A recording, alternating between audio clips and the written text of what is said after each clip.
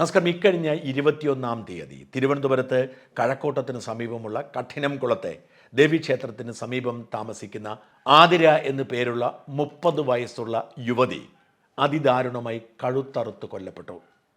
മാധ്യമങ്ങളിലൊക്കെ വാർത്ത വന്നു. പട്ടാപ്പകൽ വീട്ടമ്മ കഴുത്തറുത്ത് കൊല്ലപ്പെട്ട നിലയിൽ ആർക്കും ഒരു സൂചനയുമില്ല. പിറ്റേ ദിവസം പത്രങ്ങളൊന്ന് വാർത്തയാണ്. പട്ടാപ്പകൽ ആരോ വന്ന് കഴുത്തറുത്ത് കൊന്നിട്ട് പോയതായിരുന്നു. ഭർത്താവ് രാജേഷ് തൊട്ടടുത്ത ക്ഷേത്രത്തിലെ പൂജാരിയാണ്. രാജേഷ് പൂജയ്ക്ക് പോയിരുന്ന സമയമാണ്.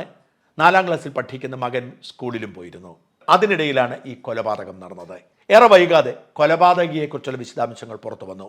കൊല്ലം നീണ്ടകര ദളവാപുരം സ്വദേശിയായ ജോൺസൺ ഔസേപ്പ് എന്ന 34-കാരനാണ് കൊലയാളി എന്ന് വ്യക്തമായി. ജോൺസൺ ഔസേപ്പിൻ്റെ ചിത്രങ്ങൾ പത്രങ്ങളിലൊക്കെ വന്നു. പക്ഷെ കൊലയാളി എവിടെയൊന്നും സൂചനയുമില്ല. കൊലയാളി അവിടെ ഒരു റെയിൽവേ സ്റ്റേഷനിലേക്ക് ആതിരയുടെ സ്കൂട്ടർ ഓടിച്ചു പോയതിൻ്റെ വിശദാംശങ്ങൾ ലഭ്യമാണ്. പക്ഷെ അവിടെ നിന്നും എങ്ങോട്ട് പോയി എന്നതിൻ്റെ CCTV ദൃശ്യങ്ങൾ ലഭിച്ചില്ല. കേരള പോലീസ് വളരെ ഗൗരവത്തോടുകൂടി ഈ CCTV ദൃശ്യങ്ങളും മറ്റു ദൃശ്യങ്ങളും സോഷ്യൽ മീഡിയയിൽ പ്രചരിപ്പിച്ചു. സകല പോലീസ് സംവിധാനങ്ങളെയും അറിയിച്ചു. പക്ഷേ പോലീസിനെ ഇരുട്ടിൽ തപ്പുകയായിരുന്നു. പ്രതിയെ പിടിക്കാൻ കഴിഞ്ഞില്ല.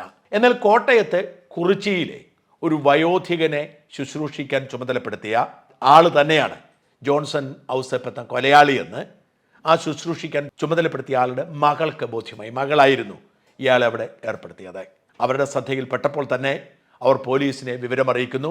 കുറിച്ചി പോലീസ് വീട് വളഞ്ഞ് ജോൺസനെ പിടികൂടുന്നു. ജോൺസൺ അപ്പോൾ പറയുന്നു താൻ വിഷം കഴിച്ചിട്ടുണ്ട് എന്ന്. മെഡിക്കൽ കോളേജിൽ കൊണ്ടുപോയി ചികിത്സിക്കുന്നു. ജോൺസന്റെ അടുത്തെത്തി ഏറ്റുമാനൂർ മജിസ്ട്രേറ്റ് നീസ സ്റ്റേറ്റ്മെന്റ് എടുക്കുകയും ചെയ്തു. ജോൺസൺ മരണത്തെ അതിജീവിച്ച് നീതിക്ക് മുമ്പിൽ കീഴടങ്ങാൻ വേണ്ടി തിരിച്ചു വരുമെന്ന് നമുക്ക് പ്രതീക്ഷിക്കാം. എന്നാൽ ആതിരയുടെ ജീവിതത്തിൽ സംഭവിച്ചത് എന്താണ്? വാസ്തവത്തിൽ അത് മാറിയ കാലത്തിൻ്റെ ഒരു വലിയ ദുരന്തത്തിൻ്റെ ഉദാഹരണമായി മാറുകയാണ്. പക്വത തീരെയില്ലാത്ത സാധാരണ മനുഷ്യരായ നമ്മുടെ കൈകളിലേക്ക് സ്മാർട്ട് ഫോൺ എത്തിയിരിക്കുന്നു സർവ്വ സ്വാതന്ത്ര്യത്തോടെ. പണ്ട് വെള്ളിത്തിരയിൽ മാത്രം കണ്ടിരുന്ന അല്ലെങ്കിൽ പൈങ്കിളി നോവലുകളിൽ മാത്രം വായിച്ചിരുന്ന ജീവിത കഥാപാത്രങ്ങൾ നേരിട്ട് നമ്മുടെ ഓരോരുത്തരുടെയും മുമ്പിലേക്ക് പ്രത്യക്ഷപ്പെടുകയാണ്. തൊപ്പിമാരും മണവാളന്മാരുമൊക്കെ ഇൻസ്റ്റയിൽ റീലിലൂടെ നിറഞ്ഞു നിൽക്കുന്നു. ആർക്കും ആരെയും സ്വാധീനിക്കാൻ കഴിയുന്ന, ആരുടെയും ദുർബല മനസ്സിനെ കീഴടക്കാൻ കഴിയുന്ന തരത്തിൽ സോഷ്യൽ മീഡിയ അതിരുവിട്ട് വളർന്നിരിക്കുന്നു. പക്വതയുള്ളവർക്ക് അതിൻ്റെ ഗുണങ്ങൾ ഉപയോഗിക്കാൻ കഴിയും. പക്വതയില്ലാത്തവർ ആ കെണിയിൽ വീണുപോകും. അങ്ങനെ വീണുപോകുന്ന പലരും അവരറിയാതെ ഇത്തരം കെണികളിലേക്ക് ചെന്ന് ചാടുകയാണ്. ഇൻസ്റ്റയിലൂടെ റീൽസുകൾ ഇറക്കാൻ പാടുകയും ആടുകയും ഒക്കെ ചെയ്യുന്നു. ആ പാട്ടും ആട്ടവും കേട്ട് ചിലരൊക്കെ കൊള്ളാം എന്ന് പറഞ്ഞ് കൂട്ടുകൂടുന്നു. ആ ഇൻസ്റ്റാ സൗഹൃദം വളർന്ന് പന്തലിച്ച് വാട്സാപ്പ് സൗഹൃദമായി മാറി അതിരുവിട്ട ബന്ധങ്ങളിലേക്ക് പോകുന്നു.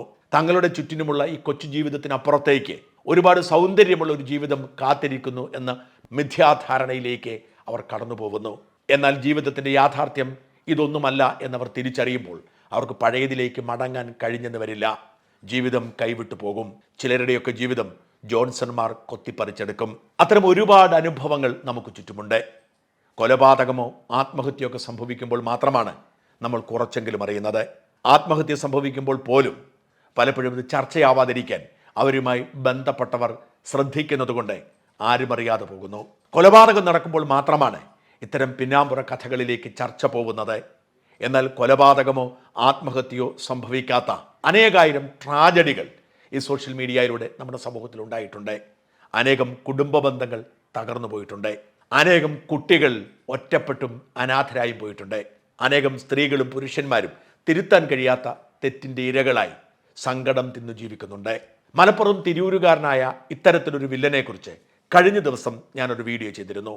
അധികമാരും അത് ശ്രദ്ധിച്ചില്ല. 1.5 ലക്ഷം പേർ മാത്രമേ അത് കണ്ടുള്ളൂ. നിഷാൽ അഹമ്മദ് എന്നാണ് അയാളുടെ പേര്. അയാളും ഇൻസ്റ്റയിലെ ഒരു താരമായിരുന്നു. ഇൻസ്റ്റയിൽ അയാൾ ലൈവ് നടത്തും, ചർച്ചകൾ സംഘടിപ്പിക്കും. അവിടെ എത്തുന്ന സ്ത്രീകളെ അയാൾ സോപ്പിട്ട് പിടിക്കും. നിഷാലിൻ്റെ ഉമ്മ നിഷാലിനെ സഹായിക്കും. അങ്ങനെ ഏതാണ്ട് 250ഓളം പെൺകുട്ടികളുമായി നിഷാൽ ബന്ധം സ്ഥാപിച്ചു. അവരെ പലരെയും ലൈംഗികമായി ചൂഷണം ചെയ്തു. ഇവരിൽ മിക്കവരുമായും നടത്തിയ ചാറ്റുകൾ പുറത്തു വന്നാൽ ഇവരുടെയൊക്കെ ജീവിതം തകർന്നു പോകാൻ ഇടയുള്ളതുകൊണ്ട് മിണ്ടാതിരിക്കുന്നു. വിദേശത്തുള്ള ഒരു വനിതാ ഡോക്ടർ ഈ കെണിയിൽ വീഴേണ്ടതായിരുന്നു. ജീവിതത്തിൽ ഒറ്റപ്പെട്ട് നിൽക്കുന്ന വനിതാ ഡോക്ടർ നിഷാലിൻ്റെ കെണിയിൽ വീണു പോവുകയായിരുന്നു. പക്ഷെ അവർക്ക് സ്വയം നിയന്ത്രണം ഉണ്ടായിരുന്നതുകൊണ്ട് അശ്ലീല ബന്ധത്തിലേക്ക് നീങ്ങിയില്ല. എന്നാൽ അവർ ഇയാൾ കള്ളനാണെന്ന് തിരിച്ചറിഞ്ഞ് നിയമപോരാട്ടം നടത്തി കഴിഞ്ഞപ്പോൾ അവർക്ക് മനസ്സിലായത് 250ഓളം സ്ത്രീകളുടെ ജീവിതം അവൻ കട്ടപ്പുകയാക്കി. പലരുടെയും നഗ്നചിത്രങ്ങൾ പോലും അവൻ്റെ കയ്യിലുണ്ടെന്നാണ്. പക്ഷെ പലരും മുമ്പോട്ട് വരുന്നില്ല. ഇത്തരത്തിൽ ഒരുപാട് സംഭവങ്ങൾ ലോകമറിയാതെ പോകുന്നുണ്ട്. അത്തരമൊരു ദുരന്തത്തിൻ്റെ രക്തസാക്ഷിയാണ് ആതിര. ആതിരയുടെ ഭർത്താവ് തൊട്ടടുത്ത ക്ഷേത്രത്തിലെ പൂജാരിയാണ്. അയാൾ എല്ലാ ദിവസവും പൂജയ്ക്ക് പോകും. അയാൾ ഭഗവാന്റെ മുമ്പിൽ ഇരിക്കുക, പ്രാർത്ഥിക്കുക, സന്തോഷത്തോടു കൂടി ജീവിതം മുമ്പോട്ട് പോവുക എന്നതാണ്. ഭാര്യയായ ആതിരയ്ക്ക് പ്രത്യേകിച്ച് ജോലിയൊന്നുമില്ല. ആതിര അതിരുകളില്ലാത്ത ഇൻസ്റ്റായുടെ ലോകത്തേക്ക് പോകും കുഞ്ഞിനെ സ്കൂളിൽ വിട്ട് കഴിഞ്ഞാൽ. അങ്ങനെയാണ് ആതിരയും ജോൺസൺ ഔസേപ്പും പരിചയപ്പെടുന്നത്. ആതിരയുടെ റീലുകൾ ഇഷ്ടപ്പെട്ട് ജോൺസൺ ഔസേപ്പ് സൗഹൃദം സ്ഥാപിച്ചു. ആ അടുപ്പം വളർന്നു. ജോൺസൺ കൂടെ കൂടെ ആതിരയെ കാണുന്നതിന് വേണ്ടി കഠിനം കുളത്തെത്താൻ തുടങ്ങി. ഭർത്താവ് പൂജ ചെയ്യുന്നു, മകൻ സ്കൂളിലാണ്. ആതിരയും ജോൺസണും തമ്മിലുള്ള സൗഹൃദവും അടുപ്പവും വളർന്നു. ഈ ജോൺസണും ഭാര്യയും തമ്മിൽ പിണക്കത്തല്ലാണ്. എറണാകുളത്ത് ചെല്ലാനത്താണ് അവർ താമസിച്ചിരുന്നത്. ഭാര്യയും മക്കളും അവിടെ താമസിക്കുന്നു, ജോൺസൺ മാറി താമസിക്കുന്നു. അതുകൊണ്ട് തന്നെ ജോൺസൺ ഇതൊരവസരമായി കരുതുകയും ആതിരയെ ഇറക്കിക്കൊണ്ടുപോകാൻ ശ്രമിക്കുകയും ചെയ്തു. കുഞ്ഞിനെയും ഭർത്താവിനെയും ഇട്ടിട്ട് ഇറങ്ങിപ്പോവണം എന്ന് ജോൺസൺ നിർബന്ധിക്കാൻ തുടങ്ങിയപ്പോഴാണ് വാസ്തവത്തിൽ ആതിരയ്ക്ക് ഇൻസ്റ്റാ സ്നേഹത്തിൻ്റെ കെണി മനസ്സിലായത്. ആതിര വിസമ്മതിച്ചു. പക്ഷേ ജോൺസൺ നിർബന്ധിച്ചുകൊണ്ടേയിരുന്നു. സൈക്കോയായ ജോൺസന്റെ സ്വഭാവമാറ്റം കണ്ട് ആതിരയ്ക്ക് കുറച്ചു കാര്യങ്ങളൊക്കെ ഭർത്താവിനോട് തുറന്നു പറയേണ്ടി വന്നു. 6-7 മാസം മുമ്പ് ഭർത്താവിനോട് പറഞ്ഞു, ഇങ്ങനെ ഒരുത്തൻ എന്നെ ശല്യം ചെയ്യുന്നു. ഞാൻ ഇങ്ങനെ പരിചയപ്പെട്ടതേ ഉള്ളൂ സോഷ്യൽ മീഡിയയിലൂടെ, വേറെ ബന്ധമൊന്നുമില്ല. പക്ഷെ അവൻ എന്നെ നിർബന്ധിക്കുന്നു, പ്രശ്നമുണ്ടാക്കുന്നു.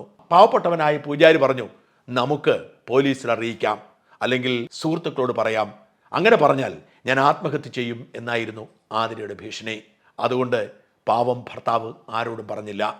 ഭാര്യയെ ഉപദ്രവിക്കുന്ന ആളുടെ പിന്നാലെയും പോയില്ല. ഇവർ തമ്മിലുള്ള ബന്ധം എന്താണ് എന്നും പരിശോധിച്ചില്ല. ഒടുവിൽ സൈക്കോയെ ജോൺസൺ രണ്ടും കൽപ്പിച്ച് രംഗത്തിറങ്ങുന്നു. ആതിരയെ കൂട്ടിക്കൊണ്ടുപോകാൻ തീരുമാനിക്കുന്നു. അങ്ങനെ അയാൾ കഠിനംകുളത്തിന് സമീപം പെരുമാതുറയിൽ ഒരു ലോഡ്ജ് എടുത്ത് 4-5 ദിവസമായി താമസിക്കുന്നു.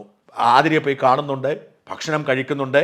പക്ഷെ ജോൺസന്റെ ഇറങ്ങിപ്പോകാനുള്ള ആവശ്യം മാത്രം നിരസിക്കപ്പെടുന്നു. ഈ കാലയളവിൽ പലതവണ ആതിര ജോൺസന് പണവും കൊടുത്തിട്ടുണ്ട്. ഒടുവിൽ ദുരൂഹമായ കാരണങ്ങളാൽ ജോൺസൺ ആതിരയെ അതിക്രൂരമായി കൊലപ്പെടുത്തി ആതിരയുടെ വാഹനവും എടുത്തുകൊണ്ട് പോവുകയാണ്. ആ ജോൺസനാണ് ഇപ്പോൾ ഒരാഴ്ചയ്ക്ക് ശേഷം പിടികൂടപ്പെട്ടിരിക്കുന്നത്. ആതിരയ്ക്ക് 30ാമത്തെ വയസ്സിൽ സ്വന്തം ജീവിതം ഇല്ലാതായി. എങ്ങനെ? ഭാര്യയെ പൂർണ്ണമായും വിശ്വസിക്കുന്ന, സംശയം ലവലേശമില്ലാത്ത ഒരു ഭർത്താവും ഒരു കുഞ്ഞും സ്വന്തമായി ഉണ്ടായിട്ടും ആതിര ഇൻസ്റ്റാ പ്രണയത്തിൻ്റെ പിന്നാലെ പോയതുകൊണ്ട് നഷ്ടപ്പെട്ടിരിക്കുന്നു. ഇതിൽ ഒരു കാര്യം പ്രത്യേകം എടുത്ത് പറയേണ്ടതുണ്ട്.